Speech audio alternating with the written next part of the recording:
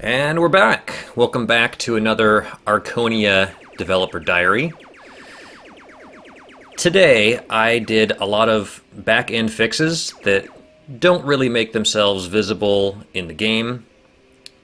This was one that was visible. This pane counting volume was in the wrong spot. It's now in the correct location. One major thing I added were cheat codes.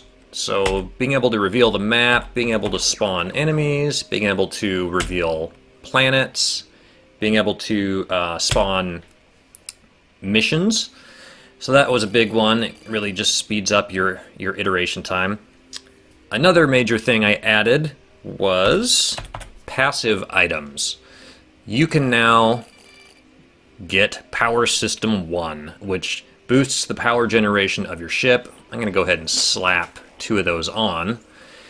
And let's go ahead and slap on a Deathrite. While we're at it, I did refine the stat readout in this section. And I was really surprised that the ftext as number function automatically formats your numbers with commas in them. That's just a little minor thing that made me happy. So let's load ourselves up. We put a missile on, we put a Deathrite on, we're ready to go out and just, claim the universe as ours until our power runs out.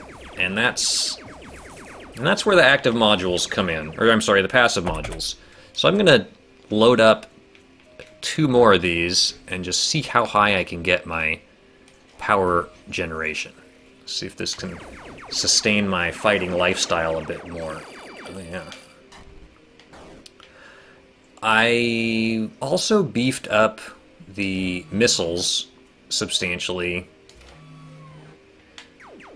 Just increased the rate of fire, and let me spawn a couple bad dudes.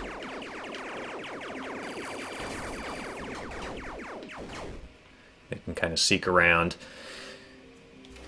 I also tuned the death ray. You can see it by itself here. It has a power-up time, so when you start firing, you'll hear this noise, that noise, and then a second later it starts firing. I kind of imagine a cool graphic for that, where this beam shoots out when it starts up, and then it launches the big wah death laser.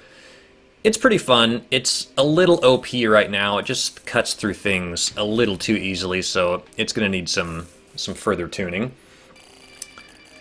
The last thing is I added a scale parameter for spawning asteroids just to give a little variety. And I'm actually spawning quite a few and allowing some number of them to collide on purpose. And I'll show you why here, because I wanted a little bit of movement in the world. And obviously this is something that I'm going to need to keep an eye on, because I don't want a lot of active physics objects where the player isn't. And while we're at it, this is a good time to...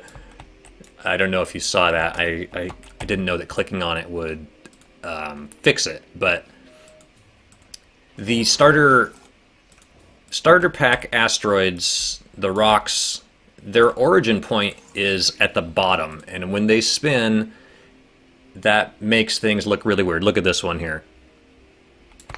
Zoom in a little bit. Anyways, that's a really good example of why you should always put your origin in the center. This guy here, put it in the center. That is about it. Thanks for joining, and we will catch you next time.